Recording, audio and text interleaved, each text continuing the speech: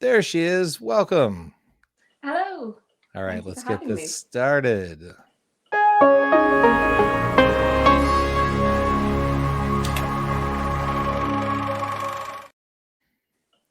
All right, we're here today to talk about the short film Falling in Love, which you are part of. That film has a bit of a double meaning that we'll get to.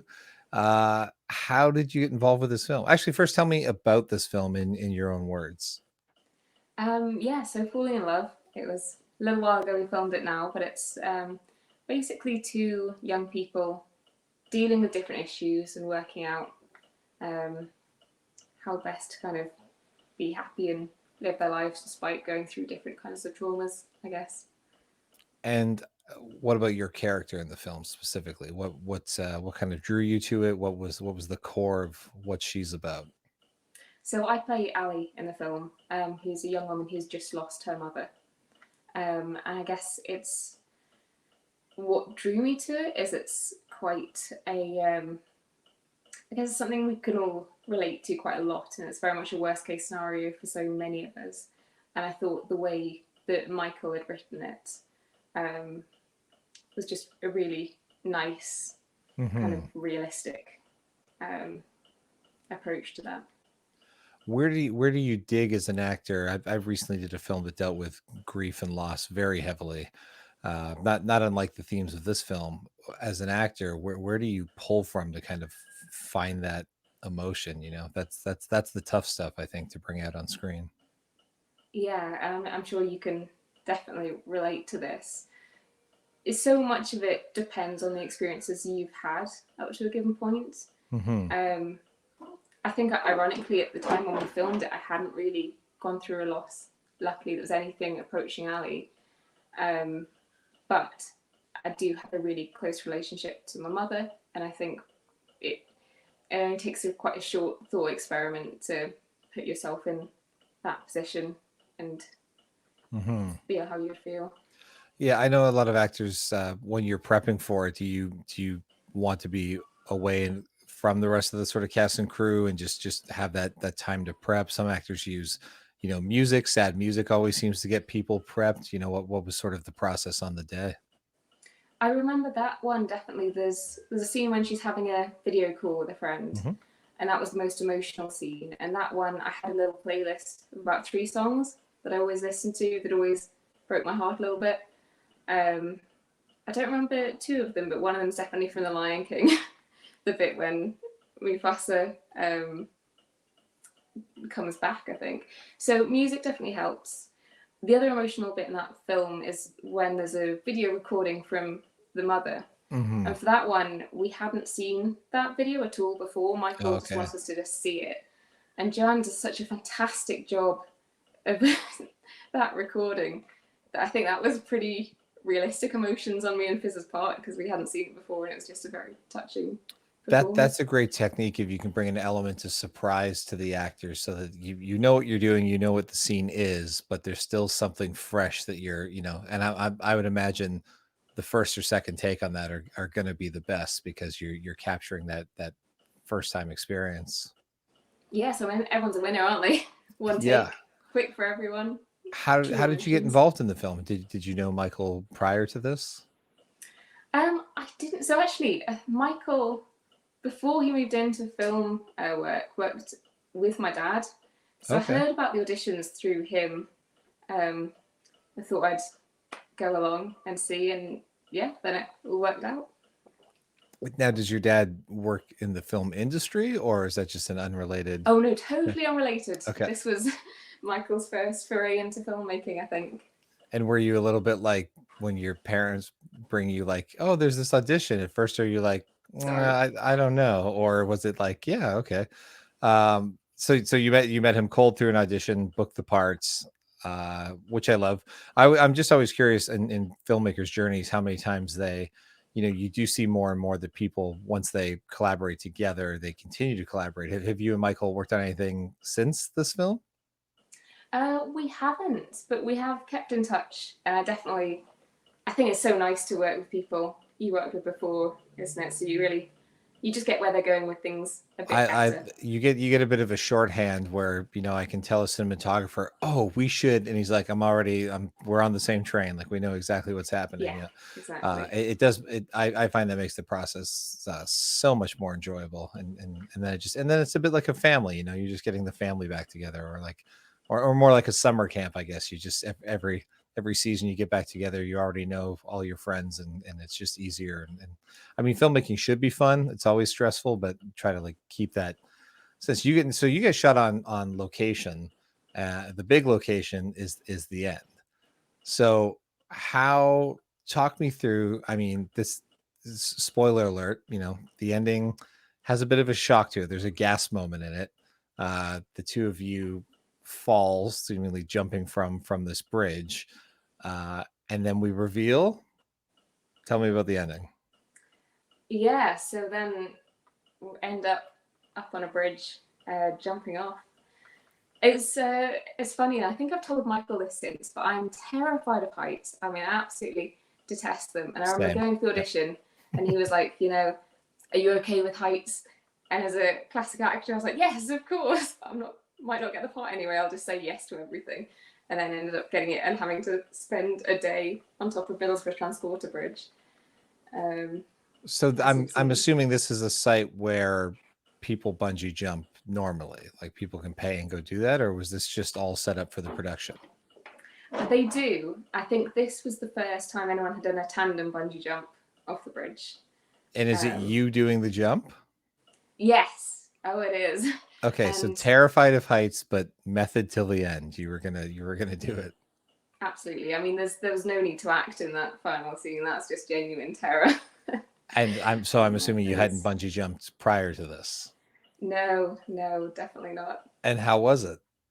Oh, it's fantastic. I would thoroughly recommend it to anyone who wants to give it a go. Even if you're scared of heights, that bit's over pretty quickly, and then it's just the fun of the fall. Did you do it multiple times, or? We were meant to, but we were rescued slightly by the fact that things were running over, as they always inevitably seem Mhm. to. So we only actually had a chance to do the proper fall once. Um, That's incredible. And at that point, are there multiple cameras capturing it, or just sort of the one unit, and then having to reposition to capture the different moments? there was someone down in a boat, there was someone up Yeah. on the bridge, and some poor person had to climb up even higher on the bridge to attach some stationary cameras up there. Yeah, wouldn't find me up there. Is that difficult to act? You're acting on this bridge. You don't like heights. Is it hard to push that into the back of your mind while you're doing it, or once you turn on the character, does that sort of fade away? It's definitely easier once you're in character. When we're filming the scenes, it was pretty much fine. It's just the bits in between when you're waiting around, stood on the edge, which are a little bit tense. Yeah, I would not have had fun. I hope it wasn't too windy that day, because that would have. I think that's where the terror with heights really comes in, when there's a gust of wind. Yeah, definitely. Uh, Great. So you read the script, and it's ambitious with this, especially with this ending. What were your thoughts when you saw the finished film for the first time? What's your reaction to it? It was really nice to see. I mean, there were so many bits, as with any film, where I hadn't been a part of the filming, and then seeing it all put together. I thought it was Michael put together a really nice little story. The music's really beautiful too. It really just Yeah. carries everything and ties everything together. Did you have a chance to see this film with audiences? Did it play at festivals or anything? What was sort of the audience reaction to the film? There was a screening and a Q&A early on. I'm trying to wrap my brains because this was about 5 or 6 years ago now. Yeah. So there was definitely at least one kind of biggish screening, um, which was really nice because obviously you just don't, when you're mostly doing film, you don't get to see the audience reaction that Yeah. theatre actors get all the time.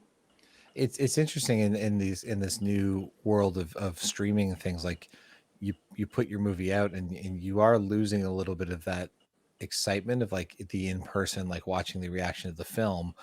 But at the same time, I feel like we as filmmakers are able to reach such a larger audience than just sort of packing out one theater. So I just have learned to equate, for every one email social media tag or post that comes in about the film, perhaps there's X number of people who have seen it versus just those 200 or 300 people that were at Yeah. Festival A or Festival B. How did you get started in acting? Where did you start your career? So I did a little bit when I was at school. I was always really big into sort of theatre and drama. And then, like a lot of people, I became really shy around the ages of 13 and 14. Totally dropped out of doing anything at school. But then a bit later thought, oh, that's a shame. That was really fun. And did a few kind of student films and stuff just to keep up the acting. Mm-hmm. And then one of those did quite well. And I got an agent off the back of that. And that was kind of the start of having more opportunities, I guess. And what's next? Where does it go? What have you been working on since this film? Fill in the gap of this 5 or 6 years. So I'm trying to remember exactly when it's filmed. I was acting kind of on and off pretty consistently while I was studying. And I think I was studying at the time I did the film. And then about 3 years ago, I decided to make quite a big life change. So I'm now partway through doing a medical degree Okay. and training towards being a doctor. But not ruling out dipping my toes and doing the odd things, particularly if someone like Michael calls me up and says I can have a cameo. I mean, listen, most people only get to say, "Oh, I played a doctor on TV." You'll be like, "No, I'm a doctor playing a doctor on TV." Like, I you'll never got to play a doctor. you'll book ER or not ER, one of these medical shows, and you'll just be able to, all that dialogue will just be all that heart, all the stuff that the actors are like, I don't know how to pronounce this, I don't know how to say it. It'll be the back of your hand. It'll be Oh, I perfect. think I'd be a real pain though. I'd be stopping there every 5 minutes going, actually, I think you'll find it's 5 milligrams rather Yeah, than the that's 2.5. I have that argument with people all the time about like they go like, "Oh, that movie's so unrealistic." I'm like, "Did you like Star Wars?" I go, "Yes." I go, "Well, there's no oxygen in outer space, so there's no explosions, and there's also no sound in outer space. So therefore, you shouldn't enjoy this movie based on your logic." But it's. I think anybody who's an expert at something must watch movies and be like, ugh. But then again, Yeah, nobody ever pays for a definitely. taxi in a movie. Nobody, nobody's gun runs out of bullets, no matter how many bullets would be in the chamber. It's just like if movies, oh, also horror movies, cell phones. Nobody just calls the police anymore. Movies have to get very creative about how to write cell phones out of the plots. Yes. Or just I honestly think that's why half these movies now are going back to like setting them in the 80s. It's just like that's it. There's no cell phones because most horror movies would end with like, hello, there's a killer, just show up and please help us. It would be over in 10 minutes. What are you going to do? So Yeah. do you have any acting projects lined up, or is school your primary focus right now? So for now, I definitely there's very little time to Yeah. be doing anything but sitting at a desk. Um, but certainly in the future, and there's a few directors I've worked with in the past who have said the door's open if I want to come along and say a line or two in the background. So that's That's the kind fun of to plan have acting that wise. door open. Yeah. How did you always have an interest in sort of like biology and medicine as well, or was that just a whole new thing that kind of hit you over the head one day? I did, yeah. So I initially studied biology at university and did a lot of work in human evolution. I guess I was kind of trying to weigh up acting or science as careers. And then suddenly Hmm. medicine came along and seemed like a good mix of both because you're still doing the science, but you're working with people. And I think a lot of actors, like, we want to kind of help people, and film and TV do that massively. Um, and it's the same thing that really inspires doctors to go out. It's just a different way of doing it. That's a crazy transition. I went the opposite way. My plan all through sort of like school up until the point I had to decide on university was, but I was going to study biology. I was going to go into medicine. Really? And then I was the big family disappointment of like, I'm going to be a doctor, or I'm going to be a filmmaker. I'm going to make movies like Steven Spielberg. And, growing up in a town in Canada where movies weren't made, and it was kind of, obviously it's one of the hardest careers in the world to get into. I kind of gave up, but I Yeah. did I did in one of my music videos at the beginning. There's sort of like some dialogue between two characters, and it's set in sort of a psych ward of a hospital.